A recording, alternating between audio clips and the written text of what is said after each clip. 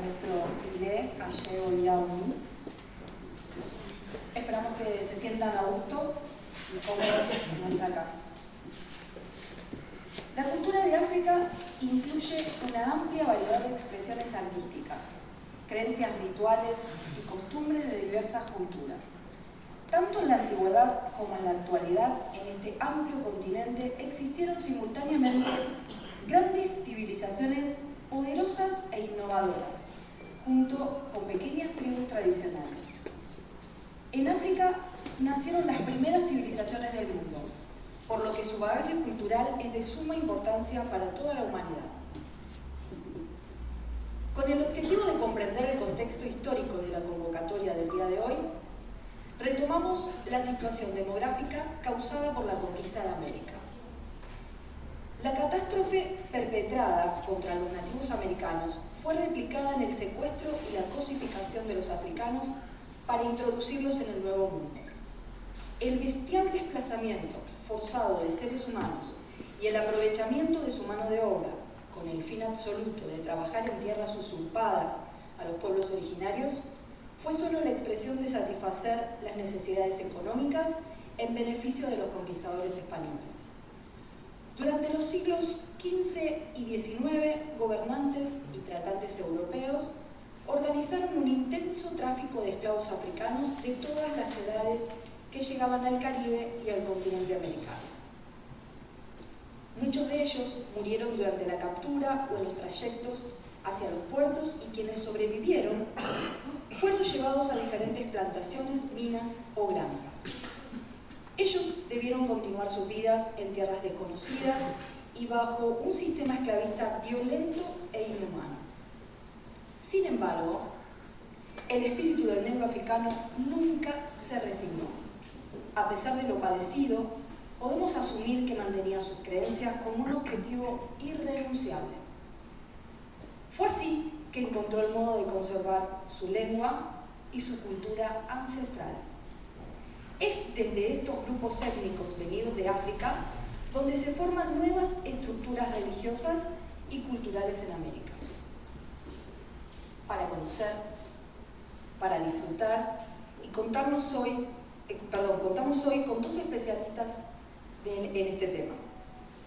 La autora de Ecos de Tambores, Marta Lee, que nos presenta su breve ensayo sobre la reconstrucción de la diáspora a través de nuevas variantes afroamericanas, el batuque. Pero hoy nos acompaña su madre espiritual, Iya Peggy Timoansha Abiké.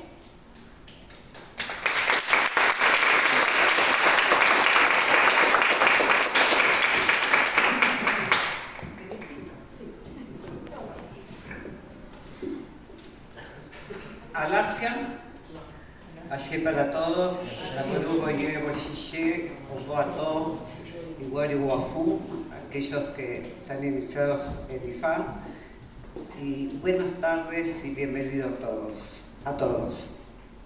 Disculpen, pero creo que los resfríos y moquillos no nos quieren abandonar, a pesar de 5 vacunas. Sí, pero haremos lo posible. En realidad, sería tanto lo que podríamos hablar sobre, primero sobre lo que cuesta arribar a la idea de, en esta religión, en esta práctica en Occidente, en especial en la República Argentina, de escribir, imprimir, editar y ofrecer un texto sobre una religión, sobre la variante de Batuque, la Umbanda, Yeshú, con el agregado Banadefa, que es tan controvertida, mal vista y generalmente mal practicada, que de esa mala praxis deviene también una buena parte del escarnio y de la problemática social que tenemos. Entonces, yo lo que aprecio, no solo el esfuerzo que ha hecho ya Marta, Bueno, la conocemos, acá hay una pequeña historia de sus comienzos, de su revista Ecos de Tambores, cuando la conocí hace, creo que ¿cuántos? 30 años atrás. Más. En difundir, aparte de buscar difundir la religión, el hecho de por qué alguien se dedica en estos tiempos a publicar un texto, porque esto yo no lo califico como un libro tipo de lectura común o novela, sino un texto al cual se debe recurrir continuamente a lo largo de la existencia de una persona en esta práctica religiosa. Desde el comienzo, desde los primeros días que no va a entender nada, digamos que recién comienza, hasta los que llevan años en esta práctica. ¿Qué pasa? Aquí es donde la temporalidad nos atraviesa y nos enfrenta con los mismos miedos de 48 años atrás. Cuando comenzamos, no se sabía qué era lo que se hacía. Y si preguntábamos por qué este vaso de agua, decían, tenés que beberlo y se acabó. No hay respuestas. No había respuestas. Es decir, no había doctrina, había práctica. Era más bien esas reuniones en las cuales todos quedábamos con muchas preguntas para hacer, pero no había respuestas. Y no era por egoísmo, era porque tampoco las tenían. Nosotros, los que comenzamos yo ya llevo 48 para 49 años en esta religión, nos enojábamos, decíamos, pero ¿cómo puede ser que no enseñen? No quieren enseñar, hay egoísmo. Miren la equivocación, ¿no? Verdaderamente, los primeros templos que se abrieron,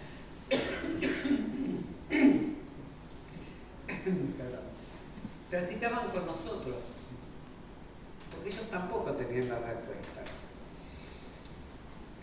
A su vez, aquellos que los formaron en Brasil, que después nosotros llegamos a conocer también, tampoco tenían las respuestas, porque generalmente eran descendientes de africanos, más bien cerrados, más bien sectarios, y más bien dedicados a su grupo familiar, del cual no trascendían los conocimientos. ¿Se entienden? No sé si me interpretan bien. Entonces, ¿qué pasa? Con el correr de los años necesitábamos aprender. Si esto era vaso, tenía que ser siempre un vaso y era para el agua. No se podía hacer otra cosa, ni cocinar.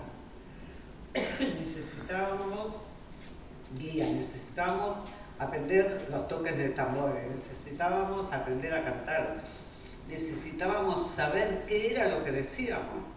Porque cantamos todos, pero ¿qué decimos?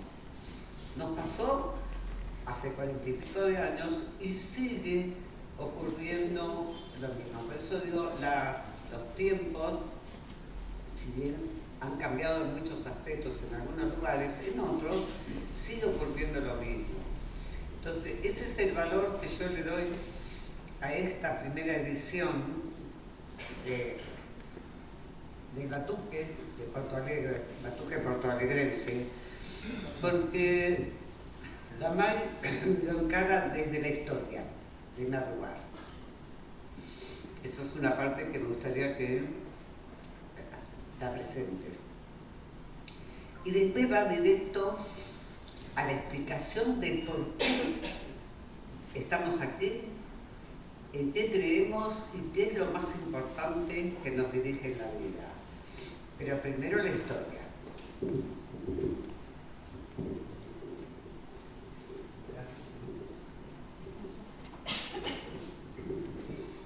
Bueno, buenas tardes, bienvenidos a todos.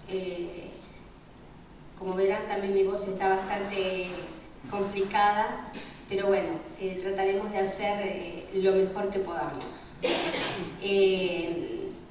En primera instancia, el libro hace referencia a lo histórico, porque es sumamente importante poder ubicarnos en tiempo y en espacio y saber en realidad cómo es que se conformaron las distintas variantes afroamericanas.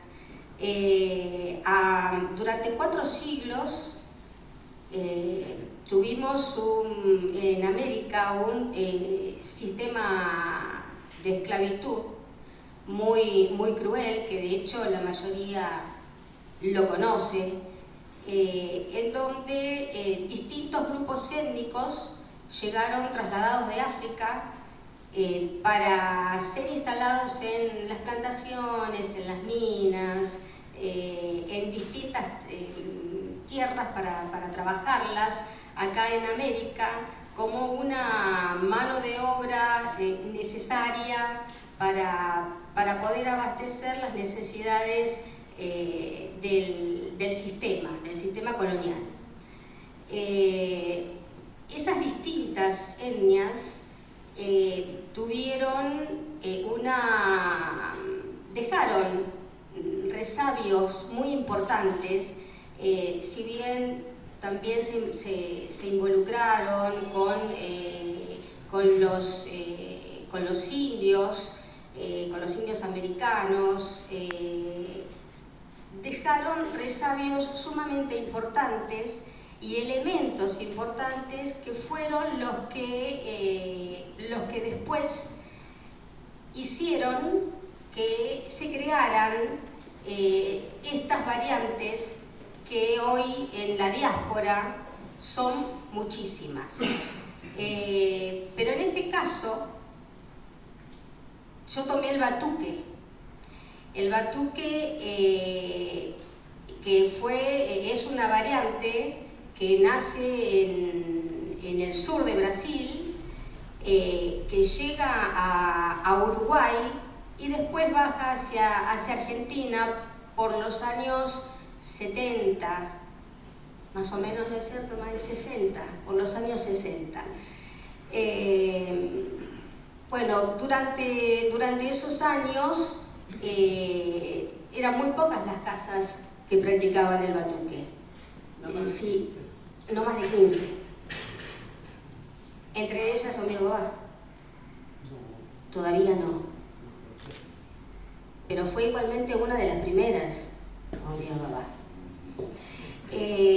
Entre las pioneras, sí, fue la Mainelida de Oyún, ¿cierto, May? La pionera. Le pregunto a Yapegui porque la Ya es la historia viva de nuestra religión. Pero es muy lindo, May. Eso trae trayectoria, no vejece. No me cae mal tampoco. Quizás yo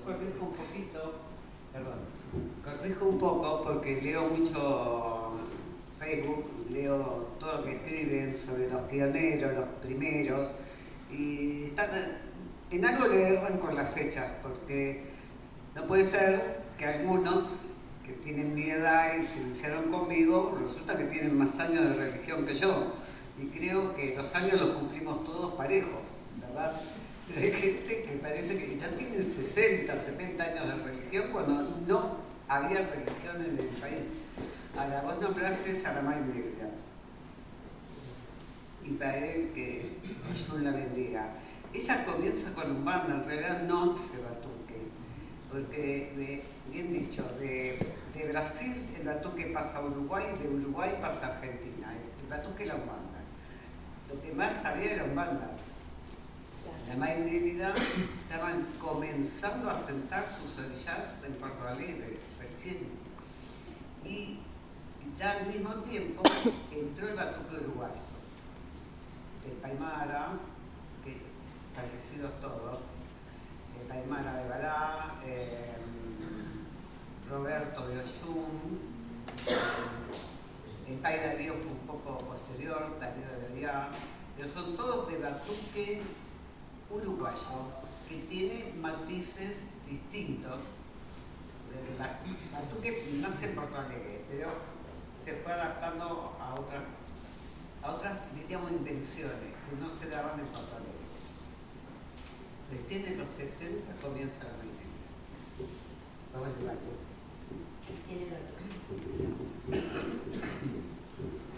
Bueno, así que retomando, estas variantes, esta precisamente, que es la que yo tomo, es la que conozco, la que vengo transitando hace más de 20 años y creo que daba como para publicar este libro, que si bien es pequeño, es breve, porque la idea es que a partir de este ensayo surjan una colección mucho más extensa, más amplia, más desarrollada de cada uno de los temas a los que yo hago referencia a grandes rasgos.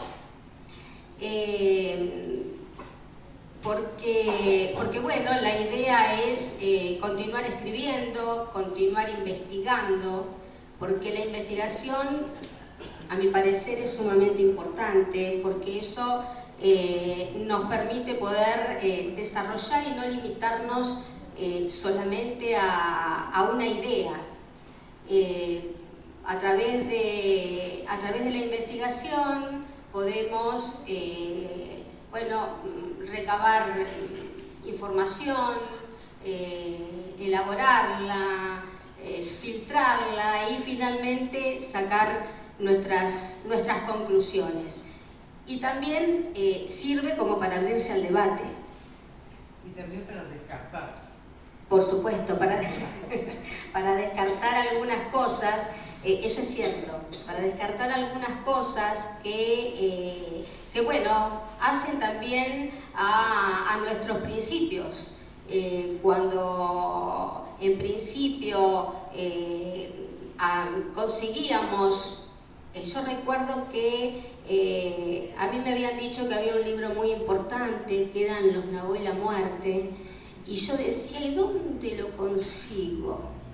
¿Cómo hago para conseguir Los Naboo y la muerte? Hay un pequeño compendio acá. Sí, por supuesto, y creo que es el libro de cabecera de todos los africanistas en general. Bueno, ¿y dónde conseguí el libro? En Omiobaba. Y bueno, era una locura tener en mi poder ese libro, a pesar de que, bueno, me decían, te vas a confundir. Habían algunos que me decían, te vas a confundir. Y yo decía, no, esto es aprender, es recabar en conocimiento, era investigar. Fue lo primero que yo tuve a mi alcance. Por eso creo que tener una bibliografía con un lenguaje accesible, simple de comprender, es sumamente importante para todos los hijos. Porque eso da la posibilidad de poder acceder a material que bueno, hay mucho tal vez escrito, pero en portugués, en inglés, en francés, y aquellos que no tienen la posibilidad de manejar el idioma, resulta muy difícil. En Yoruba también, en Yoruba. Así que bueno, la idea ha sido el que este libro sea la introducción a una colección que vendrá de a poco, pero que vendrá, prometo que será así, porque esa es la idea y ese es el proyecto, Así que bueno, espero que que todos tengan acceso a leer este ensayo y que les resulte interesante y que también se abra a la discusión, al debate, que es sumamente importante para el crecimiento de todos los religiosos.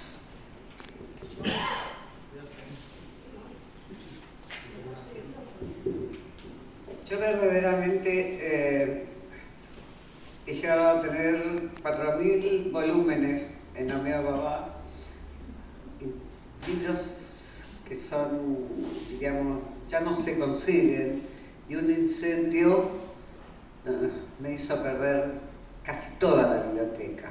Parte está donada aquí, la tiene acá en el templo, y después fui recuperando fotocopias de libros que se habían quemado.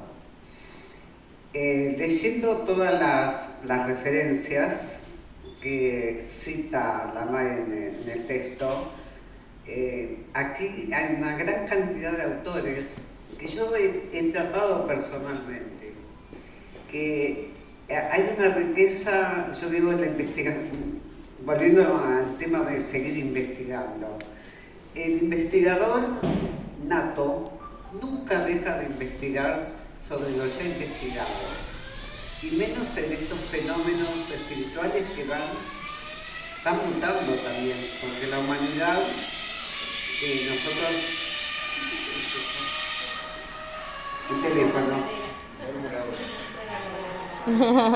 nosotros aspiramos a que el ser humano evolucione, pero estamos viviendo lo que todos estamos viendo, que hay una involución de la humanidad. Entonces ha llegado un momento de revisar ciertas investigaciones de la parte espiritual también, porque ¿cómo puede ser? Yo creo que ustedes se lo deben preguntar, ¿cómo puede ser que estemos a punto de una guerra nuclear? ¿Cómo puede ser, habiendo tantas religiones en juego, como dijiste, hay tantas religiones y creencias, y que se esté a punto de una guerra mundial nuclear con tantos muertos, tanta hambruna, y a este cambio climático, que me quiero referir en especial, porque nosotros no creemos en estatuas, no creemos en íconos falsos, sino que creemos en las energías de la naturaleza, y esas son las que se están agotando. Entonces, ¿cómo un investigador de estas prácticas no va a volver a revisar esto, a repasarlo, en qué es lo que se está haciendo mal, por qué se están extinguiendo las aguas o aumentando de nivel en otros puntos del planeta? ¿Por qué hace tanto frío, más frío en invierno, más calor en verano?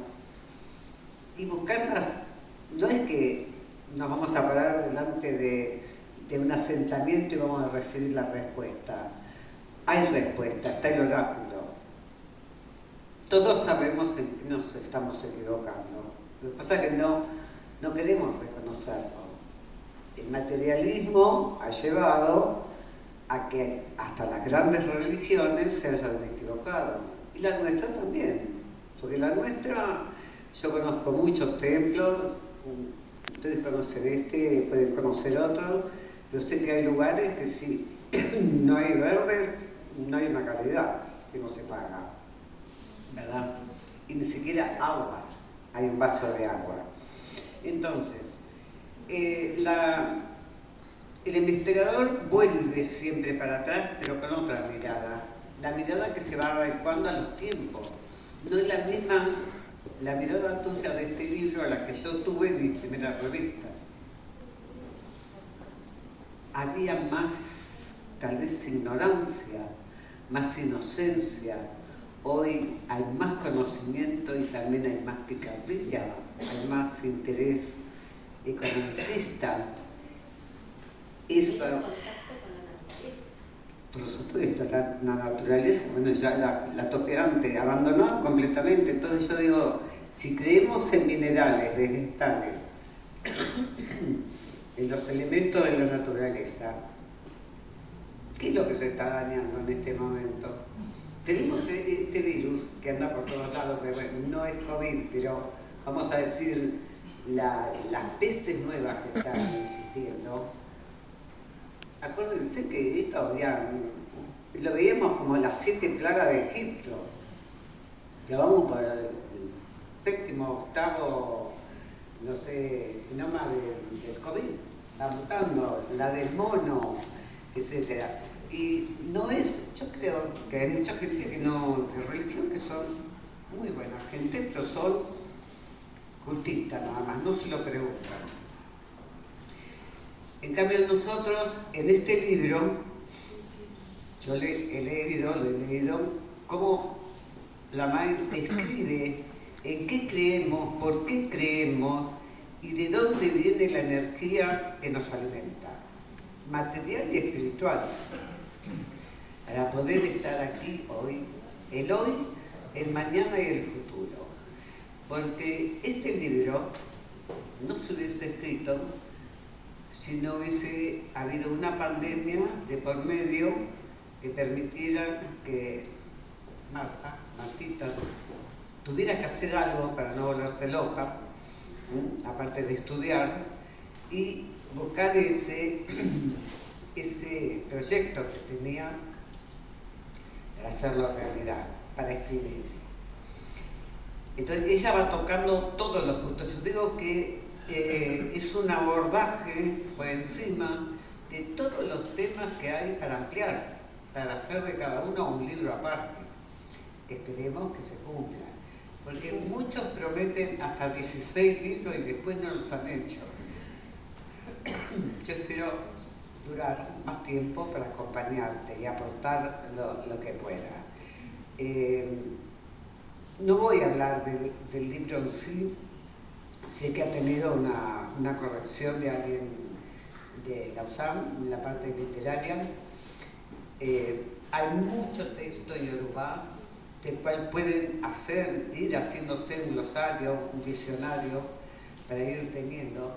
Porque esta maquinita que se llama Marta, no quiere que le diga el otro nombre, pero yo lo voy a decir porque es Margarita, y Margarita, que en inglés es Peggy, ¿sabía? Es el diminutivo de Margarita, Peggy, de ahí viene el nombre que tengo yo. Así que Margarita Marta Aline va a continuar con esto y a enriquecerlo más, porque esto ya hace falta. Fotos, no la foto tonta del florero con la espada, con la corona de uno, etc., sino la otra parte didáctica que aproxime estos elementos, porque yo recuerdo algo muy horrible que vi por televisión que me causó repudio. Le invitaron al doctor Alejandro Frigerio, que hoy iba a estar, pero creo no ha podido llegar. El TN, Nelson Castro, el gran sabiondo, porque creo que es neurólogo, ¿no? Lo miró y le dijo, ¿qué es la banda? Así. Después de 40 años de práctica en el país, no puede un periodista que se la da de tan ilustrado hacerle a un profesional de la sociología y de la antropología una pregunta así como un sopapo, como diciendo, ¿qué es un zapato? ¿Me explico? No puede hacerle una pregunta, no puede discriminarse de tal manera. Fue lo único que preguntó, para lo cual Alejandro estuvo 20 minutos hablando sin parar. Muchas gracias, le dijo cuando terminó. Esa falta de respeto, ¿de dónde viene? No tenemos material, ahora vamos a tener material propio que ilustre. Como yo digo, este pequeño Nagoy la muerte Yo lo perdí en el incendio, pero se salvó la dedicatoria de Juana Elbel y de Néstor de Tití. Entonces tengo una copia que me dio el papá Carlos, que era de él. Esa base que llegó aquí fue criticadísima en Bahía. La criticaron tanto en San Salvador de todos los santos de Bahía, por las verdades de ese libro, cómo explica por qué es una cosa, por qué es la otra, por qué la gallina, por qué el pato, por qué la pluma, explicado. Le valió tantas críticas que Juana al año vendió los derechos de autor a la editorial. Y los bahianos decidieron que ese libro no se podía vender más, porque estaba abriéndole los ojos y enseñando demasiado. Esa es la historia de los Lagos y la Muerte, que acá, ya vuelvo a decir, es un compendio, con más todavía. Porque, ¿qué pasa? Ahora el libro se está vendiendo. Los practicantes, diríamos, de América Latina no iban tanto a África como había ido Juana Elben, Jamil Rashid, Pierre Berger. No habrían viajado tanto a las raíces de estas prácticas. Entonces, todo lo que no sabían estaba mal, directamente lo criticaban. ¿Cómo te va a ocurrir, o nos va, vamos a defenderlo, a ocurrir aquí? Porque todo lo que no entiendan que está aquí y no lo saben hacer, lo van a criticar. Pero el autor, el investigador, el que está en la búsqueda, no de la piedra filosofal, sino de entender la vida propia y la de su entorno, cómo poderlo ayudar, cómo poderle hacer comprender la vida y la muerte. Somos todos seres finitos. Les va a servir el libro, les va a servir todo lo que se deposite en él, les va a servir las fotografías que se agreguen en los futuros, porque sin conocimiento no hay libertad. El hombre es libre cuando tiene conocimiento, porque el que sabe cómo se defiende, el que no sabe perece. Así que yo te deseo continuar acompañándote y reafirmo mi teoría de no haber querido escribir nunca un libro, porque para eso están los que escriben sobre mí y van a seguir escribiendo. Gracias.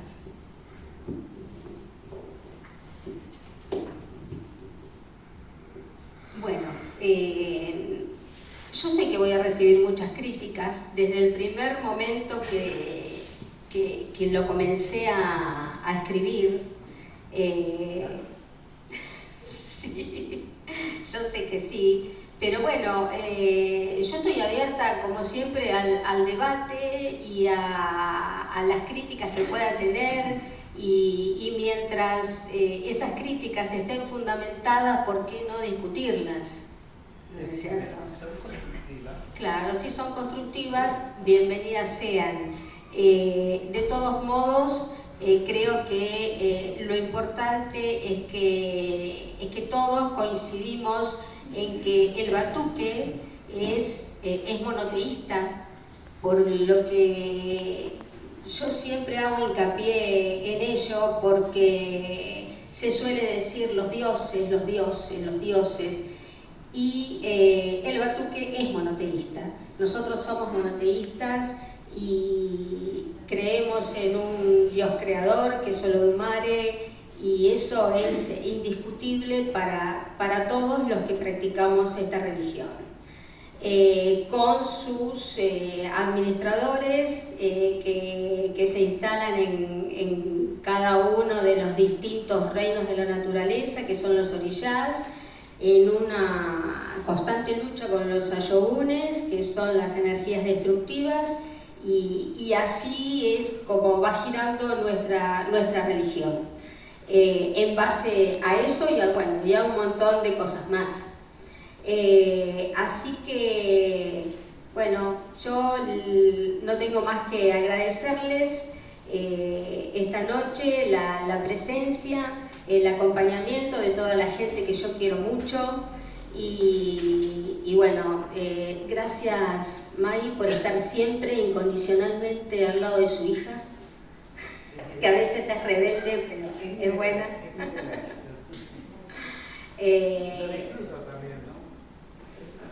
Bueno, gracias. Y gracias, profe. Gracias, profe, hija mía, por este acompañamiento también. Y bueno, espero que puedan disfrutar del libro, que tengan acceso a él y bueno, y que sirva para crecer en todos los aspectos. Así que sí, vamos a hacer otra presentación, pero ya no este año. Ya no dan las fechas. La próxima presentación va a ser en el mes de marzo en la USAM.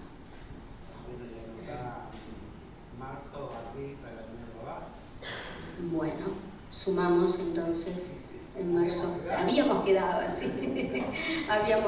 así. Y bueno, y estoy esperando también la respuesta de un espacio que me van a dar en Cava para hacer la presentación. Así que se seguirá presentando, seguiremos difundiendo y bueno, y les vuelvo a agradecer este momento compartido que en realidad es muy importante para mí. Así que... Sí. Sí.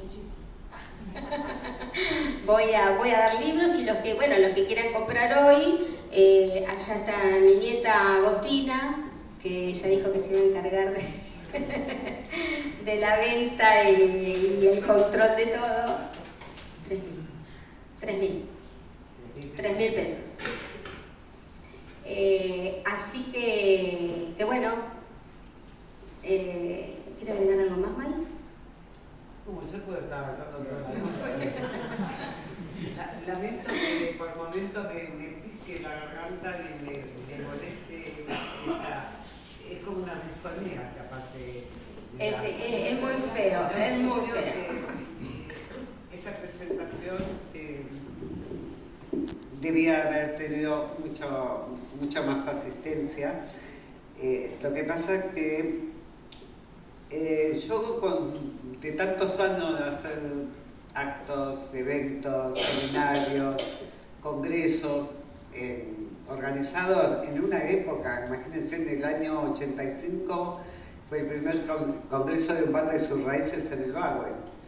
Una semana duró. Sí, no sé cómo... sí, soy una atrevida porque haber hecho semejante evento, yo ahora misma lo miro y digo, qué barbaridad, qué atrevimiento, porque recién se iban los militares. Ahí nomás. Y fue... Ahora entendemos el atrevimiento también. Pero hay que ser atrevido y respetuoso al mismo tiempo de las épocas. Y respetuoso quizás del otro, porque nos llevamos tan mal entre los practicantes de esta religión. Verdaderamente hay que reconocerlo. Yo me llevo muy mal con mucha gente, entonces directamente no los trato. La gente me trata a mí, pero si no me destrata, a mí me cae mal ver cómo están arruinando todo lo que se caminó, todo lo que se hizo hasta ahora, todo lo que se logró, la osadía que hemos tenido, haber estado presos, pelear por la religión, porque no estuvimos presos por pavada, nos llevaban presos por esto, por tener imágenes, por cantar, por bailar. Entonces, yo creo que para poder... yo no sirvo para estar rogándole a nadie que venga. Cuando yo presento un seminario, tal día, tal fecha, hago siempre una conferencia previa gratuita para decir de qué se va a tratar, si les interesa, se pueden anotar, y es que no. ¿Qué pasa? Muchas veces yo abría un seminario y venían a la conferencia y cuando comenzaba el seminario a 15 cuadros estaban haciendo otro. Bueno, hay competencia, ¿verdad? Después vamos a ver los resultados. ¿Quién dura en el tiempo y quién hace seminario y de golpe no está más ni en templo, desapareció? Acá hay un país que está presente por aquí, que desde acá no lo veo, el país César, de Changó, te pidió, vas a seguir siendo te pidió para nosotros. Después te voy a decir por qué. Él estuvo en el casamiento de Sergio, de mi hijo, casamiento de Uruguay. Hermoso. Ese templo, los años que tiene el templo, donde ahora oficia culto Baba César, lo construyó el padre en la misma época que nosotros.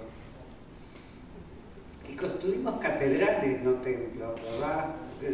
Todo lo que quisimos hacer lo más grande posible, lo más estético posible, lo más cómodo, que tuviera dormitorio, que tuviera baño, porque cuando comenzamos a los templos donde íbamos, dormíamos en el suelo, porque no nos permitía, arriba de diarios, de papeles de diario, porque no teníamos dónde bañarnos, porque no teníamos comida, y si pedíamos comida nos decían, traete la de tu casa. Entonces, hemos visto, acá está el Pai Carlos, no me va a dejar mal de haber visitado templos nosotros y ver como el Pai o la Madre insultaba al hijo que entraba, diciéndole, hijo de, salude a la Madre que está en la Maipé y da esta cabeza. Esas cosas hicieron que todo eso malo, fue bueno que uno lo aprenda, porque para no repetirlo y para tratar que no lo repitan otros. Seguramente César va a tratar que su hija, su heredera, que está ahí sentadita, no pase las cosas que pasó él. Entonces, para tener mucha concurrencia, diríamos, la presentación del libro. Yo creo que a nivel académico hay un cierto target que son los asistentes a la conferencia, pero dentro del mundo de religión es difícil. A mí no me es difícil, no sé por qué extraña razón se me pegan, pero viene, la gente viene.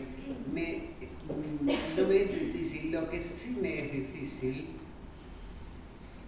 entender por qué siguen, por más que tomen 40 seminarios, siguen usando este vaso de inodoro. Y no como debe ser. Me cuesta, porque hablo seminario y vuelven.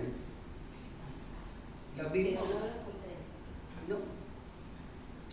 Pero como docente, bueno, sos docente, te das cuenta que hay algo que hay que buscarle la vuelta, que estamos fallando, y se habla mucho del ego, que las coronas, que el lujo, que no sé qué. No sé, yo no creo en eso porque empecé con un baldío, no teníamos, era todo un terreno, estaba todo para hacer. Y había que construir. Entonces el que empezó de abajo, como se empezó en esta casa, que el templo no era esto, era este pedacito acá, hasta que agregaron y fueron construyendo. El que empezó de abajo valora lo que tiene. Y estas cañetas voladoras que aparecen de golpe no valoran. Entonces yo creo que hay que hacer un trabajo de comunicación dirigida a un target que esto les sea útil. No papel higiénico, que les sea útil. Porque la docencia, ¿a dónde va? A apuntar a un target que les sirva el conocimiento. Porque no porque por el dinero que recaudes, sino porque es lo que te anima a seguir. Yo empecé con el Congreso, seguí con televisión, haciendo programas, seguí publicando revistas, escribiendo. Bueno, en realidad escriben los antropólogos y sociólogos sobre Omío Babá, sobre mí, sobre ustedes. Pero no es la plata, porque esto no deja plata. Lo que estimula a seguir, y yo creo que la cultura, la educación, el conocimiento, es ofrenda también para los orillas. Es una ofrenda. Y una ofrenda no se desprecia. Ayer, Mari, suerte.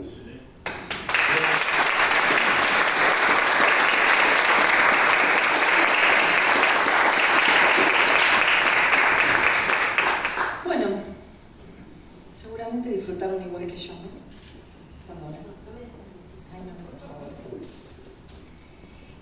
Bueno, hoy también tenemos preparado para ustedes un show que nos preparó Alafia, la Escuela Alafia, donde la profesora Marisa Nascimento nos propone danza. Así que... ¿Está por ahí, Marisa?